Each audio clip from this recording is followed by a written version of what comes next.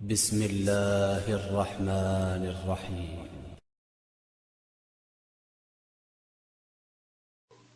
سورہ الاعراف آیت نمبر 19۔ وَيَا آدَمُ اسْكُنْ أَنْتَ وَزَوْجُكَ الْجَنَّةَ فَكُلَا مِنْ حَيْثُ شِئْتُمَا وَلَا تَقْرَبَا هَٰذِهِ الشَّجَرَةَ فَتَكُونَا مِنَ الظَّالِمِينَ۔ اور ہم نے حکم دیا کہ اے آدم، تم اور تمہاری بیوی جنت میں رہو، پھر جس جگہ سے چاہو دونوں کھاؤ، اور اس درخت کے پاس مت جاؤ، ورنہ تم دونوں ظالموں میں سے ہو جاؤ گے۔ پہلے ابلیس کو ایک کام یعنی سجدہ کرنے کا حکم دیا گیا تھا، جبکہ انسان سے بھی ایک ہی مطالبہ کیا گیا کہ اس درخت کا پھل نہ کھانا۔ ابلیس کے دل میں میل تھا، کھوٹ تھا، اور اس نے سب کچھ جانتے بوجھتے قصدت نافرمانی کی۔ آیت نمبر 20۔ فَوَسْوَسَ لَهُمَا الشَّيْطَانُ لِيُبْدِيَ لَهُمَا مَا وُورِيَ عَنْهُمَا مِنْ سَوْآتِهِمَا وَقَالَ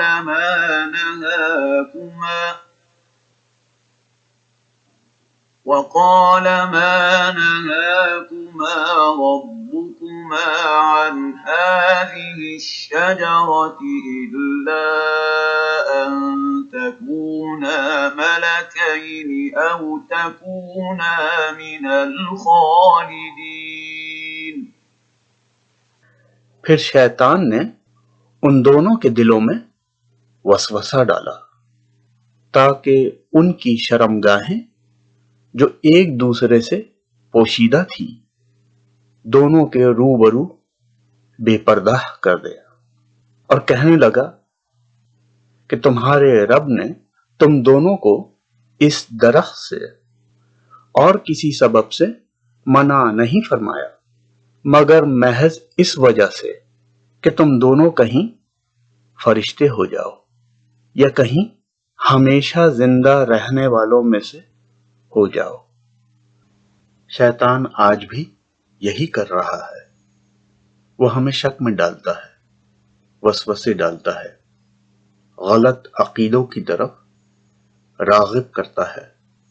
اس کا طریقہ واردات شروع سے ایک ہی ہے، ورغلانا۔ آیت نمبر 21۔ وَقَاسَمَهُمَا إِنِّي لَكُمَا لَمِنَ النَّاصِحِينَ۔ اور ان دونوں کے روبرو قسم کھا لی کہ یقین جانیے میں تم دونوں کا خیر خواہ ہوں۔ بدقسمتی سے آج بھی بہت سے انسان شیطان کو ہی اپنا ہم نشیں، اپنا ہم نوا تصور کرتے ہیں اور بری راہوں میں اس کے پورے مددگار ہیں۔ آیت نمبر 22۔ فَدَلَّاهُمَا بِغُرُورٍ فَلَمَّا ذَاقَا الشَّجَرَةَ بَدَتْ لَهُمَا سَوْآتُهُمَا وَطَفِقَا يَخْصِفَانِ عَلَيْهِمَا مِنْ وَرَقِ الْجَنَّةِ وَنَادَاهُمَا رَبُّهُمَا أَلَمْ أَنْهَكُمَا عَنْ تِلْكُمَا الشَّجَرَةِ وَأَقُلْ لَكُمَا إِنَّ الشَّيْطَانَ لَكُمَا عَدُوٌّ مُّبِينٌ۔ سو ان دونوں کو فریب سے نیچے لے آیا، پس ان دونوں نے جب درخت کو چکھا دونوں کی شرمگاہیں ایک دوسرے کے روبرو بے پردہ ہو گئیں، اور دونوں اپنے اوپر جنت کے پتے जोड़ जोड़ कर रखने लगे। और इनके रब ने उनको पुकारा, क्या मैं तुम दोनों को इस दरख्त से मना न कर चुका था और ये न कह चुका कि शैतान तुम्हारा सरी दुश्मन है। अपनी शर्मगाहों की हिफाजत कीजिए। आज की दुनिया में मौजूद हर तरह की टेम्पटेशन से इज्तिनाब बरतिए। अपने जिस्म को अच्छी तरह ढांपिए। फरेब यहीं से शुरू होता है। आप अगर शिकार होने से बच भी गए तो कोई दूसरा आपके अपनाए हुए प्रोवोकिंग रवैयों का शिकार हो जाएगा। जुर्म में शराकतदार मत बनिए। आपस की जिद बहस में सही बात से मुंह न मोड़िए। आदम अलैहिस्सलाम और बीबी हव्वा ने भी अपनी गलती का एहसास होते ही जन्नत के पत्तों से अपने जिस्म को फौरन ढांप लिया था। यही एहसास निदामत और मलाल बनी नौ इंसानों को अशरफुल मखलूकात का दर्जा दिलाती है। बेहयाई और ढिठाई आपको मलऊन बना देगी, चाहे वो मर्द हो या औरत। आयत नंबर 23।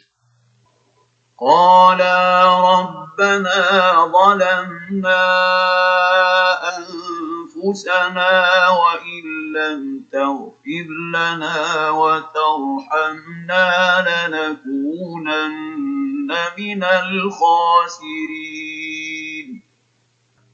दोनों ने कहा, ऐ हमारे रब, हमने बड़ा नुकसान किया और अगर तू हमारी मग़फ़िरत न करेगा और हम पर रहम न करेगा तो वाकई हम नुकसान पाने वालों में से हो जाएंगे। ये वाकई बेहतरीन दुआ है। आयत नंबर 24।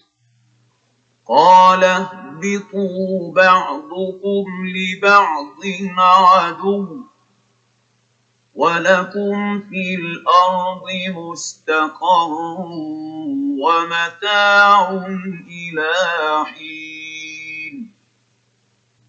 حق تعالیٰ نے فرمایا کہ نیچے ایسی حالت میں جاؤ کہ تم باہم ایک دوسرے کے دشمن ہو گئے اور تمہارے واسطے زمین میں رہنے کی جگہ ہے اور نفع حاصل کرنا ہے ایک وقت تک۔ یہ زندگی واقعی ایک بہت بڑی نعمت ہے۔ اللہ تعالیٰ کا ہم پر بہت کرم ہے، فضل ہے کہ اس نے ہمیں طور طریقے سیکھنے، اچھائی اور برائی کے فرق کو جاننے اور اپنے رب کے دل سے فرما بردار بننے کے لیے اس دنیا میں ہمیں بسایا اور ہماری ضروریات زندگی کو پورا کرنے کے لیے بہت سی فائدے مند نعمتیں عطا فرمائیں۔